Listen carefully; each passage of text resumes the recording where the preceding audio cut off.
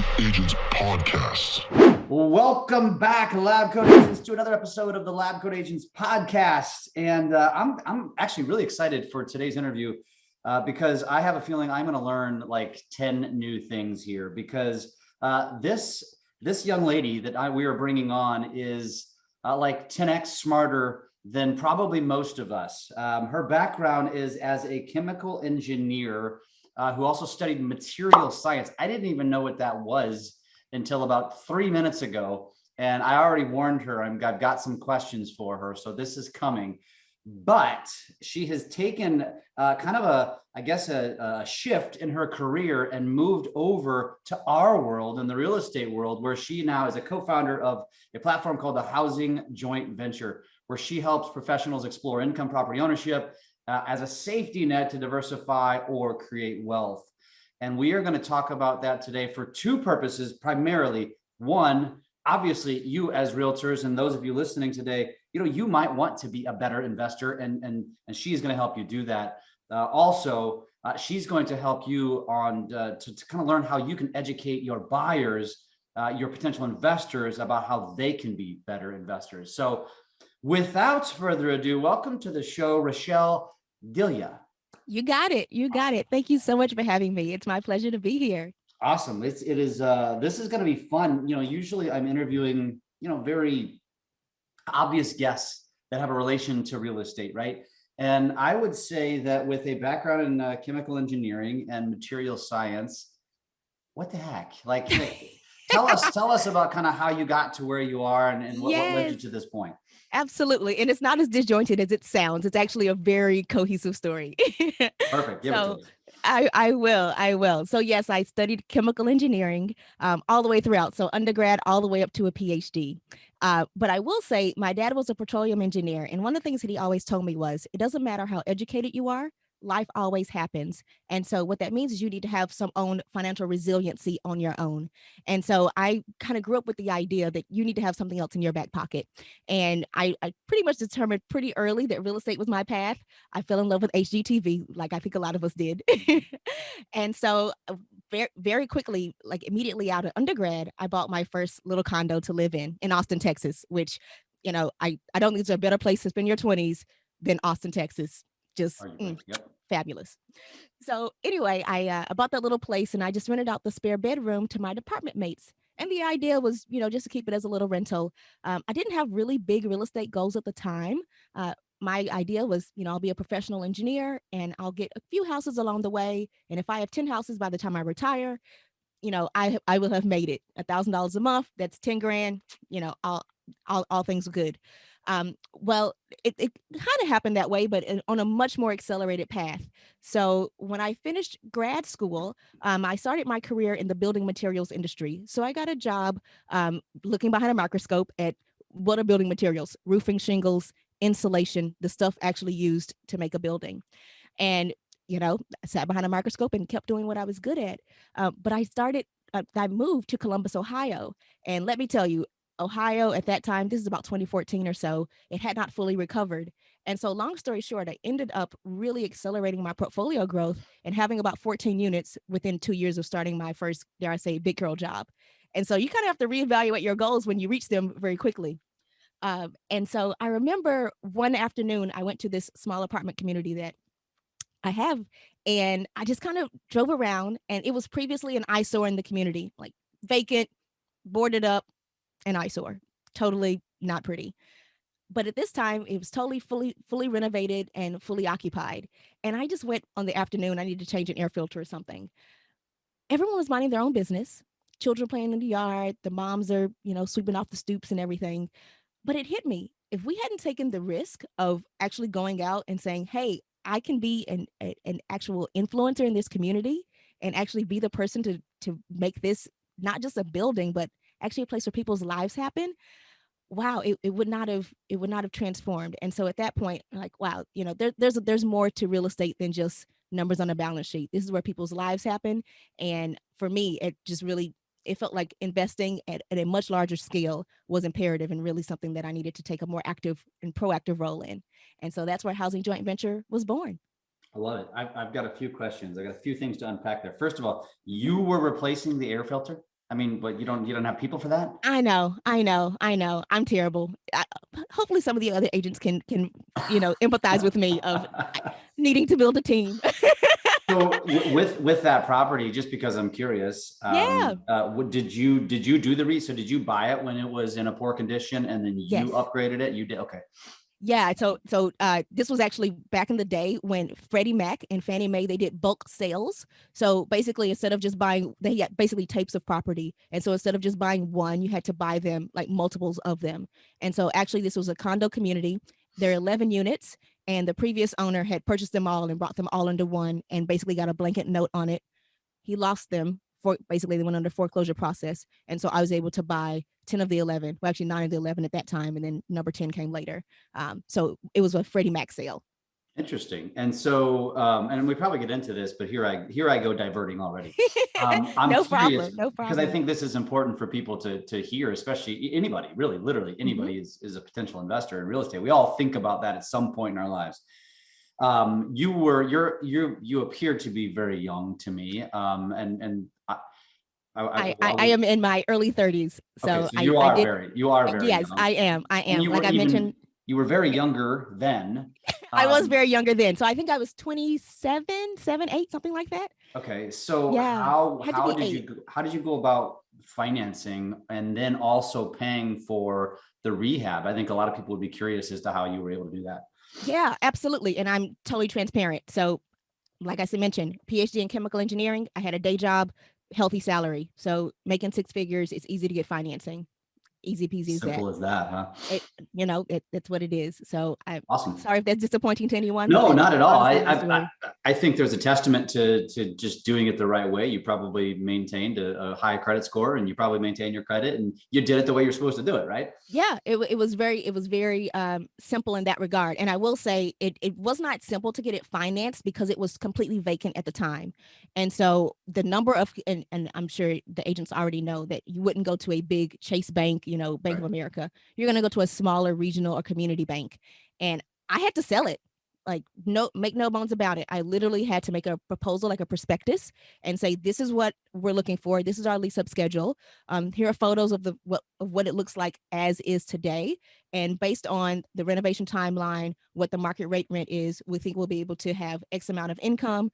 And so if you gave me a loan, amortized over 20, what a normal commercial loan is. So amortized over 25 years, it's going to have a 7-year balloon. I anticipated a 6% interest rate. I gave it, like, literally said, if you do this, this is what will happen. This will be our income. This will be our mortgage. This is a no-brainer. Even with that, when I tell you I had to hit the phone lines, I'm not exaggerating if I say it took probably at least 60, literally 60 local banks before I got two maybes. Because at that point, I only had my Austin house and then two individual rental houses in Columbus before this apartment community. So not that I didn't have experience, but 3 units to this one, it was my first time getting commercial financing. Yeah, I'm not going to say that. Not to mention the bank still had probably a sour taste in their mouth. I mean, how many Absolutely. foreclosures did they have? How many properties they have to take back? And this was one that was foreclosed on. Yeah. So absolutely. So it took some convincing. But and something we'll get into a little bit later is really being comfortable with the data and really making the case. Like in any sort of investing, real estate, stock market, or whatever, there's a bull case and a bear case, a pro and a con. And so if you can say, hey, based on everything that's going on, this is why this is a solid investment. This is not risky at all. This is a shoe-in. This is wonderful. The price point on that was phenomenal. Columbus, Ohio, 2014. No, sorry. Yeah, 2015. It was about 2015 at this point. Was when it came together. Awesome. Yeah, it awesome. was. Well, Yeah. and I do want to get deeper in that, but before we do, I told you this, I want to digress and ask you the whole material science thing. First of all, Yeah. who gets into that? Nobody. Right. I mean, who even thinks of that? And then you're talking about, using a microscope, and I'm thinking, building materials are big. You're not putting much under a micro. Obviously, I'm ignorant to this. Oh, yeah. So I need to know what that even means, material science, what you're actually doing. But then we also need to pick your brain about what's happening in the world today. Absolutely. Because, building prices are through the roof. I mean, yes, they just are. to go get a board at Home Depot, it's like 3.5, 4 times the cost. It's ridiculous. talk to us about material science, first of all, and then, of course, we need to know like what your opinion is about what's going on and what maybe you think might happen. Absolutely. And come on, LabCoatAgents, come on. You got to get the science. Totally down. Oh, well played. Let's do it. Let's do it. So basically, so chemical engineering is a broad discipline, and there are a lot of sub disciplines within chemi. I call it chemi for short. And so material science is just really more like an applied science. So basically, I actually studied nerve regeneration. So we have a full nervous system in our bodies. We have basically the peripheral nervous system is what I studied. So that's everything outside of the brain and spinal cord. And so essentially what I did in grad school was say, hey, if someone has an injury or a disease, so think like if you know any diabetics, they may have tingling in their toes or lower extremities. That is what is known as neuropathy, meaning that the neurons are dying away, and that's what's causing that tingling feeling. So my research was, hey, what if I could use something? I'll call it either as an implant or as a way to regrow those nerve cells, essentially nerve stem cells. Then we can reconnect those nerve ends if they've been severed or again in a disease state before they totally die away. And so my research was on that. I'm going to call it an implant just for conversation's sake. And so essentially I made little packets of Jello that helped nerve cells grow. That's what I studied in grad school. Now, what does that mean for building materials? What that means is I know what it looks like when you have ecosystems that allow matrices, or how do I describe this well? Intertwined networks to interact together well. Okay. So think about it like a mesh. And I have an overlaid mesh. And you know how Velcro works? So you have those hooks and loops. Similarly, there are lots of networks and polymers, which are basically bioplastics that occur in our body naturally. You can use those to create networks kind of like Velcro within the body. So long story short, our building materials, so think like drywall, again, insulation, roofing shingles, those are all networks of their own. For example, insulation, fiberglass insulation, you have these, I'm called sticks of glass that are held together with glue, but that glue is actually a polymer or a plastic that is actually quite similar to the same plastics that are naturally occurring in our body. And again, those are known as polymers. So all of these are networks. And the whole idea is how can you have that network to perform most efficiently? So if as a manufacturer, they want to figure out how they can use the least amount of the expensive part, i.e. the glue. So if I can use the least amount, then I can have the same performance at a lower cost. And so that's why I was sitting under a microscope, because I needed to make sure that every time those sticks of glass overlaid each other, I can put the littlest amount of plastic at that interface. I don't want it everywhere. I just want where these two interact and overlap with each other. So hopefully that's helpful. Wow. I mean, I think that there's a few of us, and I'll probably be the first one to admit that I had to wipe a little drool off my face because it's just right over my head. But yet you said it best. Like, how can I describe this? And the way I was like, you mean dumb it down? I wasn't going to say it, but I'll say it for myself. Maybe not nobody listening, but you had to dumb it down for me. So thank you for doing that. Well, hopefully that's helpful. But it validates what I said in the very beginning about how you're like 10x smarter than most of us. No, you're exactly right. But people don't think about how much thought goes into the items that allow us to live our daily lives. Yeah. So chemical engineering is a wonderful discipline, just if anybody's shopping for another career. Fascinating. So now that we're on to this, so you studied material for a while. Now here we are in the pandemic, and all of a sudden the price of materials have gone through the roof. It's screwing up. It's screwing up home building. It is. So what is your take on it? Yeah, and there are a lot of reasons for that. So basically, I got tired of sitting behind the microscope. And so after that, I studied sustainability, which is basically the whole, after I manufacture it, what do I do with its end of life and ultimate disposal? Then the energy code and building code. So how can I make sure that the buildings are as tight as possible so that as I'm running my air conditioning in the summer or heat in the winter, that the temperature, the internal climate is very comfortable. And so really that, again, got me very interested in this whole ecosystem. And so when we talk about what's going on, today, you're right. Studs, like a 2x4, used to be about $2 a stud. Now we're talking about $10 a stud. And there's a lot of reasons for that. Number one, climate patterns are becoming more and more severe. Doesn't matter if you believe in climate change. I think we all know that our climate is really becoming more harsh. That means thunderstorms are more severe, flooding is more apparent. And what that means is that it's more difficult to harvest wood at the rates that we need to, at the quantities that we need to, and being able to really move them around the country as much as possible. So most of the wood in the United States comes from either the Pacific Northwest or from the Southeast, think like Alabama, Mississippi type of region. So if I can't harvest, then that means my whole supply chain is dried up. And so that means supply and demand, things are going to become more expensive. That's one thing. Second thing is because, again, of the climate patterns, what in 2020 there was this huge like caribou exodus, which is like basically caribou's like this deer type of animal. And essentially, based on their migration patterns, it totally messed up the whole ecosystem. So you really could not harvest as much timber on the Pacific Northwest as much as possible. So what that means is that from a supply chain logistics standpoint, you have to harvest timber from other parts of the country.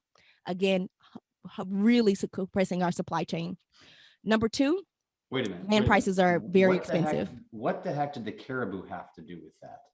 So if I should have researched this before getting on and mentioning it, but if I remember correctly, it's something about if they, I'm going to like go out on a limb here, and that could be incorrect. So just I guarantee disclaimer. you know more than most of us. So go on. disclaimer. I could be totally incorrect. But basically, as I understand, caribou and any other animal in the rainforest, they're going to stop down. So therefore, their waist and their hoof patterns are going to compress all of the foliage in the rainforest, essentially. So if It's they not are not rainforest though, or like in that forest, area, right? Yeah, right? gotcha. Yep. Exactly. So in that forested area. So if they're not there, if they're dying off and migrating to other areas, then they're not able to compress all the foliage in on the basically the forest floor. And so that's going to make it, that's why you have so many forest fires in the Pacific Northwest even more, because now you're going to have more foliage that is not compressed down and not able to decompose as rapidly as it would be able to otherwise. Really? So again, forest fires are going to become more rampant and more easier to light. Because Again, it stays up above ground and stays probably dries out and becomes more flammable. Exactly. So now you have a lot more, again, of that dry, I'm going to call it foliage, Sure. that should have been stomped down and composted essentially and degraded away. Why we're totally getting off base here. Yeah, this is totally down in the weeds. This is way in the weeds. I can't help myself. I mean, so is there a reason why, maybe you don't know the answer to this, but now I want to know why have the caribou's migration patterns changed? The climate. So migration patterns of, and I am not an ecologist, so just I'm a little bit of my skis here. You might as well be. But I will tell you that animal migration patterns have changed a lot. So for example, my family's from Barbados, and we love a fish called a flying fish. He kind of hops out the water. Well, flying fish are, because of the, again, changing weather patterns, the waters near Barbados are not as conducive for flying fish anymore. So now you're seeing them up in the Seattle area, which is totally weird. Right. And so basically animals are migrating to areas where they can be in waters where they feel more comfortable. They're moving in different areas of land. And so again, it's just really making our whole ecosystem very wonky. And so that's why we're seeing, again, severe weather patterns, more fire, more flooding, and all these things that, again, goes down to I can't harvest wood, things like that. Right. Yeah. Well, when somebody asks me, about material cost, my answer is the supply chain. I've never thought what you just said, and maybe they don't intentionally talk about it for a reason, but so that's reason number 1, 2, 3. Right. Go on. You also have labor costs going up as well. We're all in a digital environment. We like to make money via podcast as opposed to with our hands, and so do other people as well. So that means labor costs are much more expensive, and because it's hard to get people to want to do the work, it's just hard to find actual labor, and skilled labor is, they're retiring and dying off. So even if you do have someone that is willing, they may not have the skill level. So again, those skilled workers are going to be much more expensive, and they deserve to command a higher price point. So they do. Right. Interesting. AKA the younger generations don't want to get their hands dirty. Do not at all. Do not at all. Your generation, open your generation, Richelle. Yes, correct. Millennials. What are we doing? Open a roofing company. Start being a carpenter. There's opportunity. There's opportunity. It's a legitimate opportunity. You can't find a carpenter or handyman or anything in these parts. It's crazy. It's absolutely crazy. That's awesome. It's absolutely crazy. Okay, so then there's the supply chain issues, which now I know you mentioned this in the beginning, like you can't predict the future, but you know what? You're as smart as anybody I know on this. So, what do you think? I mean, do you think so? Obviously, the climate changes. That's not going to change. That's not going to rectify itself. Right. I don't think labor is going to rectify itself. The other thing is, at the time of recording, we are maybe near the end of the pandemic, and stimulus money has just been dropped from the sky. So I think inflation is coming, obviously more supply, it's less value. Each dollar is less valuable. So I don't want to say this time is different, but I think that the impetus or the outcome of what this looks like is going to be an entirely different world. The beautiful part is that real estate, particularly on the income property side, because that income is pegged on a monthly basis, i.e. people have to pay rent, that is going to give you an actual true value of what the value of the property is, as opposed to more speculation like appreciation and things like that. So I think being a property owner it's going to be the best time to be a property owner. And if you're not already already owner, it's going to be just that much more difficult. So what does it look like? I don't know exactly, but a lot of these issues that are causing higher prices, i.e., climate severity, labor shortages, supply chain issues, that has nothing to do with the banking sector. That has nothing to do with, just overall exuberance in the marketplace. Those are more systemic issues that we as a society have to address. Interesting. So what is your prediction for the cost of material? Like go back to because COVID also had nothing to do with climate. So, COVID had nothing to do with it at all. Right. I mean, but COVID affected supply chain and it affected labor, to some degree. Obviously, the aging of society was not COVID related. Yeah. And that's a good point that I had not mentioned. Demographics are our destiny. The beautiful part is that baby boomers are living longer, which is an absolute blessing. The flip side of that means that they are staying in their properties longer. So where there normally would have been a turnover, a selling and a purchasing of properties, that's not happening at the pace that we normally would have liked to have seen it. Additionally, my generation, us millennials, we've stayed at home longer as a population. So we have been basically taking a longer time to do that first new household formation. So you really have baby boomers that are like, I'm still active, I'm healthy, and I'm going to live in my 4-bedroom house where it's only 1 or 2 of us and deal with it because I can and it's paid off, Right. Great. But now you have millennials that are like, okay, I'm 35 and I have finally paid off my student debt. Now I can buy a house. There are no houses for you to buy. Right. And again, that's just a supply constraint issue that, again, I don't see that happening or really resolving itself anytime soon. And so of course, I talk about real estate all the time. And one of the things we talk about is how the government, and I'm completely going on another base here, by the way. That's okay. I love it.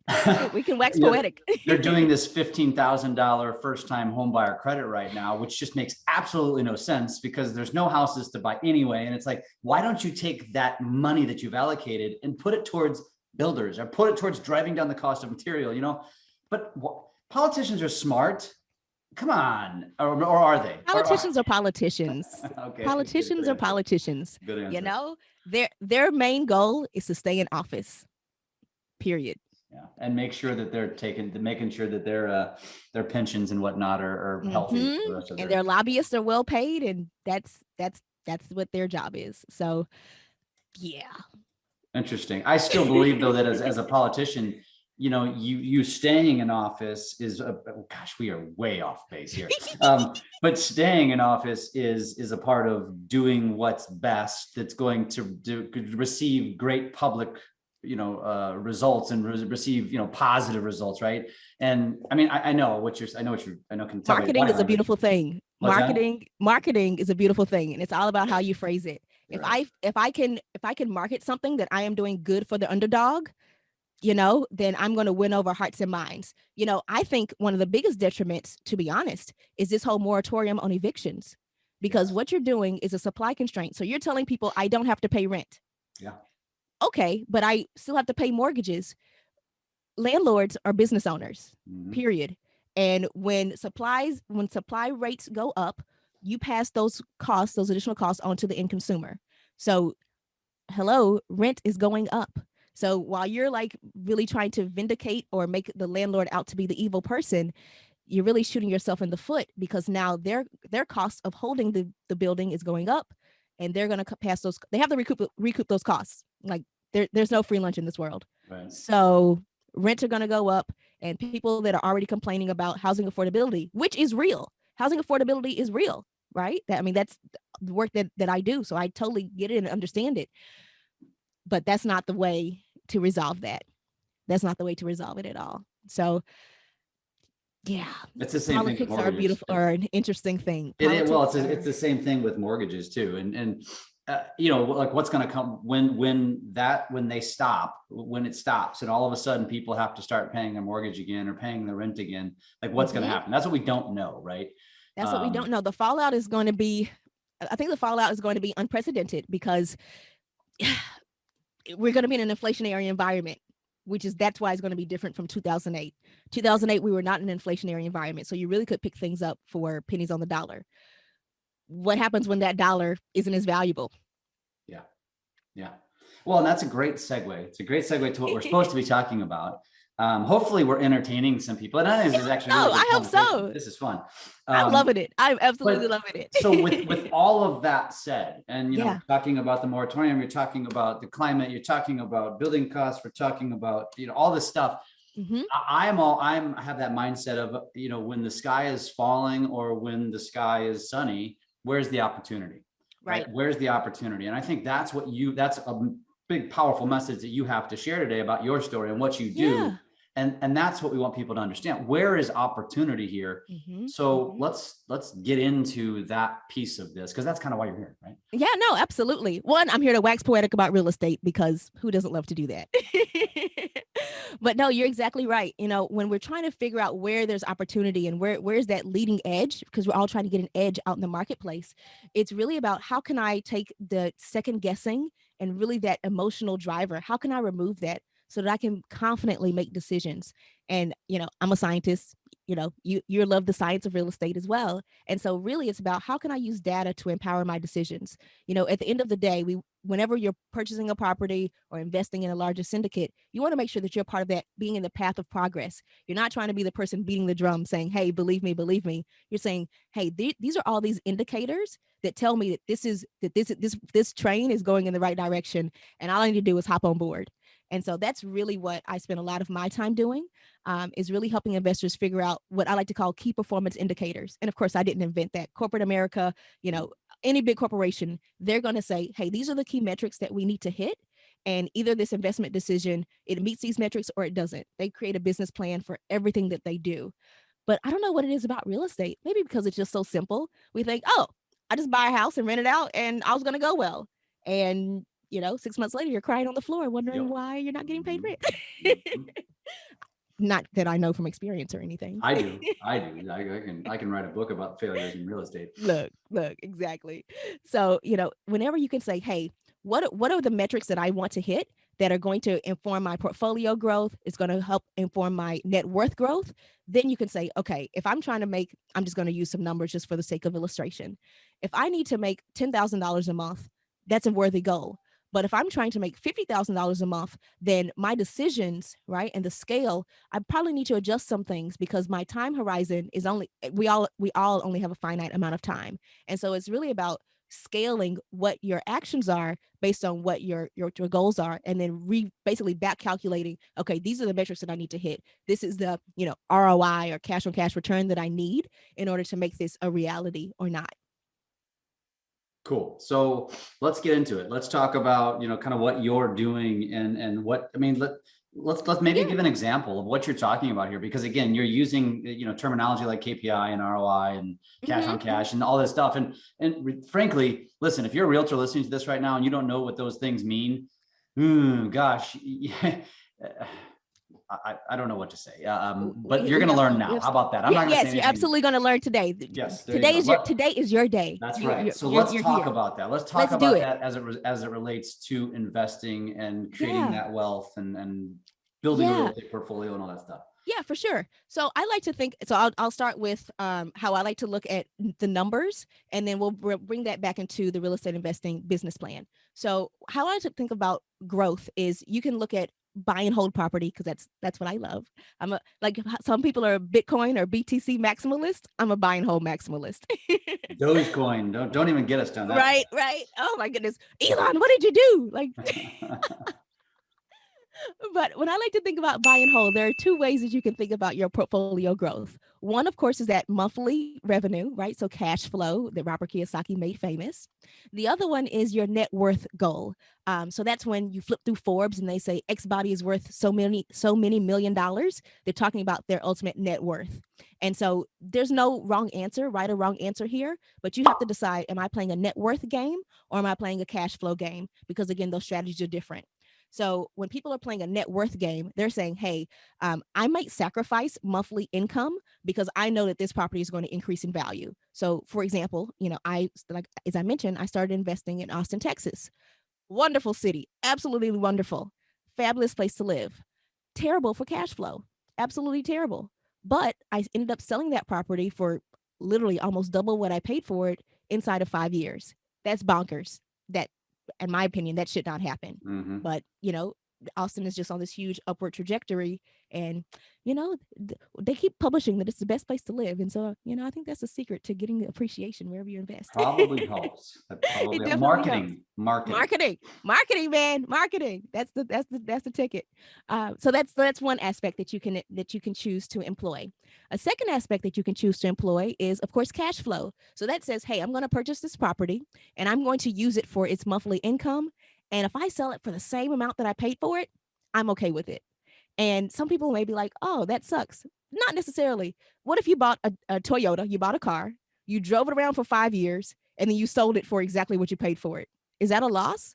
Not at all. You got all the utility out of it, all the joy, and you still were able to recoup all of your initial capital. Yeah. That's how I like to think of rental property. So if I buy it for $100,000 and I get $12,000 a month, a year, $15,000 a year, and I sell it for what I paid for it, thank you for allowing me to preserve my capital and make more money than the bank will ever pay me. Yeah. With less headache than the stock market. That's a win all day. Absolutely a win all day. Is that what real estate coaches, though, especially specific to investment, or is that what they're teaching? I can't speak for other people and what they teach. But I can tell you for us, when we help our clients, when they try to determine what it is that they want to do, we try to help them determine which one is going to be most advantageous for their goals. And instead of just kind of, the biggest issue I think that people have is they want it all. They're like, I just want to be an investor and live on the beach. Well, no, they want get rich quick. Correct. While living on the beach. And it's that it doesn't happen that way. Right. I spoke to a young lady yesterday. She's like, I want to be a designer. I want to be a developer. I want to be a ground up developer. I'm like, and you're an agent. I'm like, you might have to pick one. Was this a Gen Z or?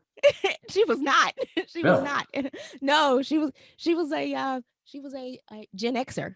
She was a Gen Xer. The silent generation. That's my exactly. Generation. Not too many of them. And no. I'm like, you only have about, let's say, 15, 20 years of your career left. So you kind of got to focus. I'm just saying, you got to focus. Yeah. It's really about taking 10 steps in one direction as opposed to one step in 10 directions. Where you focus and really hone in on your time, that's where you're able to make the most progress. And that certainly has been the case in our own personal portfolio, as well as in some of the students that we've worked with as well. Awesome. So let's just say that let's go down two different paths here as we wind towards the end. Let's give some scenarios. And so as twofold, let's start with, coming from the perspective of, you are a real estate agent, all this stuff. Yeah. You might want to add another wing to your business with investors, and you can kind of find a niche and coaching and teaching these people about this stuff. Absolutely. What's the path that they need to go? How would you coach them into doing such a thing? Absolutely. I think the biggest thing that real estate agents that work with investors will find is that there's a lot of tire kicking, unfortunately, because to your point, everybody wants to get rich very quickly and they haven't done the proper diligence beforehand. And so, one of the suggestions that I would make is to really vet them even prior to starting sending listings and making sure that they know what it is that they're looking for, because the one that's going to maximize your time and allow you to vet and really pre-screen properties that are going to be more appropriate for them, and then it's going to allow them to be more effective with their time and of course not waste yours. And so again, almost like encouraging them to build their own investing business plan. Say, hey, what is it that you're looking for? How many units do you need to have? What is the total net worth that we're trying to get to? What is your time horizon? What does property number one look like? How much capital are we starting with? Like really asking those hard hitting questions, because there are a lot of people that go to a Saturday seminar and Monday morning they're calling their local agent, and you will end up spinning your wheels, and that's not good for anyone. Yeah. So really encouraging your clients or would-be clients to be very data driven. And so that includes not just the financial aspects, because there are a lot of non-financial aspects when it comes to real estate investing as well. So things like, what about this overall neighborhood? I'll give you a tip. When I'm evaluating a property in a neighborhood that I may not be familiar with, I'll go to the grocery store, because that's going to give you a very good perception of who actually lives there. Is that the client that you want to serve from a demographic standpoint? That's the truth. And so it's kind of an insider way to say, hey, am I happy with this? If I put out a test ad and people reply, is this the type of person that I want to serve? Because of course, real estate investing is a business. And so you have to think about your clientele and what area of the market it is that you want to serve. That's awesome. And so as an agent, is there a certain, like you had mentioned, like and we've talked about here is everybody's looking for that get rich quick. They're looking for the flips, right? And you lean the other way, which is buy and hold. Because I'm a lazy engineer. well, yeah, you're probably much smarter actually. And especially nowadays it's really hard because of the property values and whatnot. Yeah. To probably do the flipping. So, is there any like one or two or 3 points that as an agent, as you're educating, because that's the thing, I think that's lost on a lot of agents. It's always, driving leads and branding and those sort of things, which are all very important. But at the same token, you can really find a niche in the education, and actually that's a content strategy right there that you can really pick up a lot of eyeballs and followers and potential clients. Absolutely. But what would be like the 2 or 3 things that you would recommend educating them about on the buy and hold side, and why that might make more sense? Yeah. One of the ideas concepts that I love is to encourage investing for the long tail. So basically, where can you do one action and get a lot of residual actions or residual benefits from it? So when you're educating your clients about, let's say, buy and hold or even flipping, one of the main differences is the taxes. So you get a big lump sum when you sell a flip, which is wonderful. And I'm never going to discount having a large lump sum of cash. I mean, you can make some real significant financial moves when you have a large lump sum of cash. At the same time, Uncle Sam says, thank you, I will have my portion. Yeah, and like 40% of it too. Exactly. In a much larger way than he does with buy and hold. And so I think just really real estate investing is as much a tax play as it is an income play. And I think people don't necessarily appreciate that for really what it is. Depreciation and its ability to drive down your adjusted gross income, basically the amount of money you have to pay taxes on every year, that is so powerful. And so when you have buy and hold, you're able to really, you can accelerate that depreciation and you can really capitalize on that depreciation over time. I'll just back up very quickly in case people don't understand what I'm talking about. So basically the tax man, the IRS says that a house has a useful life of 27 and a half years. So it's only good for 27 and a half years. Okay. So it's kind of like I buy a car. So I buy that same Toyota, and you need to replace your vehicle, let's say every 10 years, if you take care of it and things like that. So that means every year you have 1/10 of the value of that property goes down. We're not talking about new cars and all that. Just make it super simple. Okay. And a house, the government says the same thing. They say every year you can depreciate 1/27 and a half of the value of this property. Now, you and I both know that houses and buildings last longer than 27 and a half years. 30 years, they're 100-year-old buildings. Oh yeah. But from a tax perspective, 27 and a half years. So that's beautiful. That means I can take my total investment and write off, I can decrease the actual value of how much I have to pay the tax man by 1/27 and a half of whatever that price is. So if I make 100 grand a year and my depreciation is $5,000, I only have to pay taxes on $95,000. The more properties I own, the more depreciation line items I get, and the less and less I have to pay taxes on. That is the beauty of buy and hold real estate. And so if you educate your clients and really take more of that consultative approach as opposed to more of a transactional, I'm going to say order taker, right? Then you'll become much more of a trusted resource, which I think will be very, very valuable. And then helping them with that mindset, again, of that long-term investing strategy. Because again, if someone has a long-term mindset, then they're going to be a repeat customer for you. I love that. I love that. And not to mention the pool of buyers in the buy and flip is much greater than the pool of buyers in the buy and hold. And so, again, there's more opportunity there. And I think that's the way you need to look at it. So as an agent or as an investor, there is more opportunity. And don't forget, by the way, folks, I mean, like this has been a great podcast for the sake of just learning some random things, but this Richelle, like, so I'm a big social media content guy, and I hate talking about normal stuff. I'm actually in the mortgage business. I hate talking about that stuff because it's boring. Nobody's interested in that. I'd rather talk about data and interesting things. And I just did a video the other day about Gen Z and why it's relevant, why you should be paying attention to them and things like that. I like data. I'll probably create videos out of 2 or 3 things from this podcast. Awesome. Tag me. Oh, hell yes. But the point is, folks, agents, realtors, like this is an opportunity for you guys. I mean, like we should be creating content around things like this. People aren't talking about this. And this is how you gain more eyeballs. This is how you gain more listeners. This is how you gain more followers, because you're educating them. You're not talking about something that everybody else is talking about. You're talking about different stuff. Right. And you really can differentiate yourself by really offering a whole perspective that no one else has and no one else is talking about. Everyone can talk about multifamily versus single family.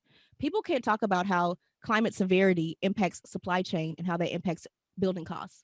People don't talk about that, right? And even more innovative building materials. Like, what if I want to use recycled materials? And things like that, as opposed to things that are brand new, or as they call it, virgin materials. These are all really cool and interesting aspects. Even the different building patterns, like home style design based on different geographies. So what about the adobe from New Mexico versus the walk up in New York, versus the suburban home in Ohio? Like these are all legitimate items that people don't really talk about. And it's legitimately interesting and would drive a ton of eyeballs for sure. Totally. Yeah, I love it. So as we're coming to the end here, I don't want to. I want you to have a chance to really talk about the housing joint venture, or housing joint venture, not adventure. I mean, it might be an adventure, but it's an adventure. It's an adventure for sure. It's definitely an adventure. Freudian slip, I suppose. So let's talk about that a little bit, and how people can, how that might be of value to someone, how they can find you if they want to find you. So talk a little bit about that, and let's wrap up. Certainly. You can find me on LinkedIn. So I think that's my most prolific platform, because why does that not surprise me? I'm a nerd. Why does that not? That's exactly what I was thinking. I was going to call you a nerd. I'm glad you did it to yourself. I am. It's a term of endearment, in my opinion. But yeah, so Housing Joint Venture, we are an education and development firm. So what that means is we, as I mentioned, we actually do development. So I had the pleasure, and still have the pleasure, of being married to a real estate developer and city and regional planner. And so, as I mentioned, what we love to do is take existing properties, renovate them, and then put them on the market as, I call them, budget-friendly housing. So we're not in the affordable housing space, because that has a lot of additional connotations, but budget-friendly. So really a good value add. So we are improving probably 10 to 20% above market, i.e. granite countertops and rental properties. And so you can command a slightly higher price point, but also provide a property that is really quality in an area where most of the time the housing quality is lacking, mostly due to an underinvestment systemically. And so that's what we love to do on the development side, and getting more into things like ground up development and stuff like that. So one of the things that really came apparent in the pandemic, in 2020, was just how uninformed people are about the power of real estate and its ability to allow you to grow and scale. As I mentioned, I'm still in my early 30s, and we have properties in 4 cities. We're in Columbus, Toledo, Dayton, and Detroit. I did invest in Texas. We've now divested from there, but the amount of You've done experience. what? You've divested? Divested, as in you sold whatever you had there. I've actually never heard that word before. That's good. Really? Yeah. So to invest and divest. Yeah. Yes. Love that. Yes. SAT terms. But yeah. So it to me, the ability to have outsized growth in your potential of income and your potential of growing your net worth is just unprecedented in the space of real estate. And so we just really felt it was honestly our duty to help other people learn how they can do so as well. And so that's when we really focused on the education side of the business as well. So now we really help professionals of all sorts really explore income property ownership as a way, again, to really accelerate that net worth growth. A lot of folks are like, I'm working maybe my 9 to 5, and this 401k isn't really giving me this life of luxury and riches that I thought it would. Like, it's not really happening for me. And then even smaller developers that are trying to scale but really struggling with it. And so, as I mentioned, really focusing on that business plan, which sounds boring. I'll be honest, a business plan sounds boring, but it really does empower you to, if you need to raise private money, you have all the data already there. When you need to get bank financing, having a business plan is super duper strong, regardless of your track record. And so that really is something that we've noticed, that people that scale to that $1 million mark in terms of asset value, they all have a business plan. I'll give you some very interesting stats that I found out recently. Did you know that only 7%, like literally 7% of Americans have income property based on their tax returns? And of that 7%, only 7% of them have asset values over $1 million. Most landlords only have one investment property.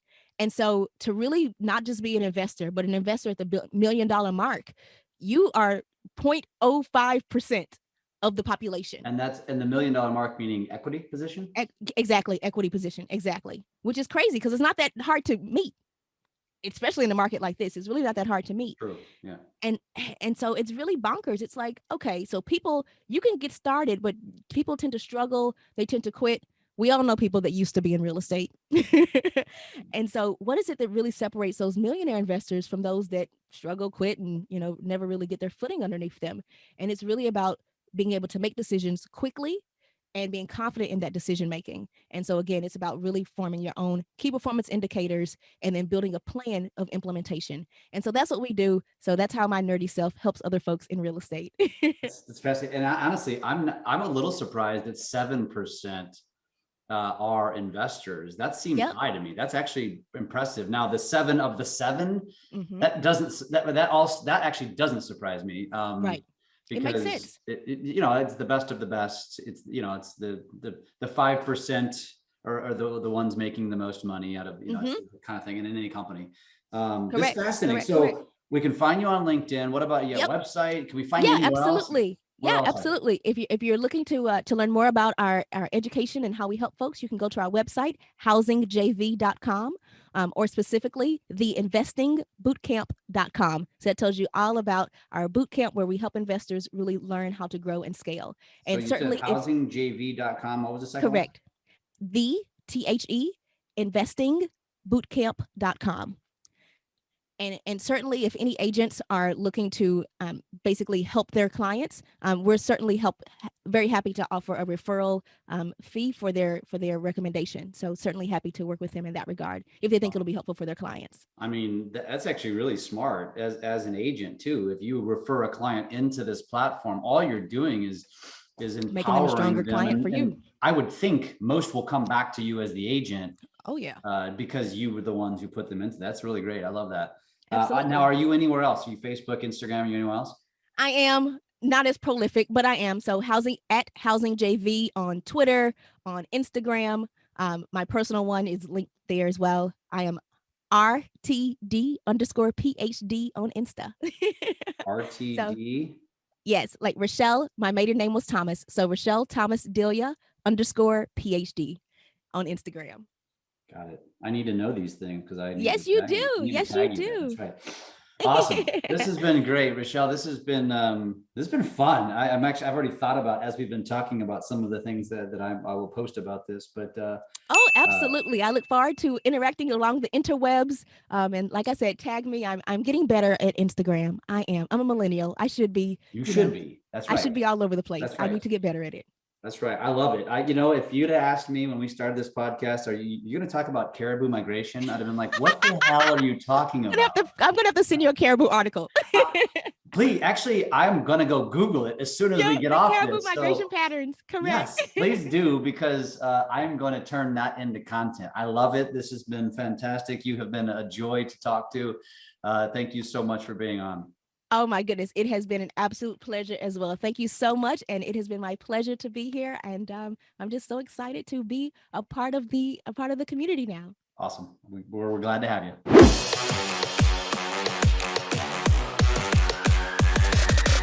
LabCoatAgents Podcast.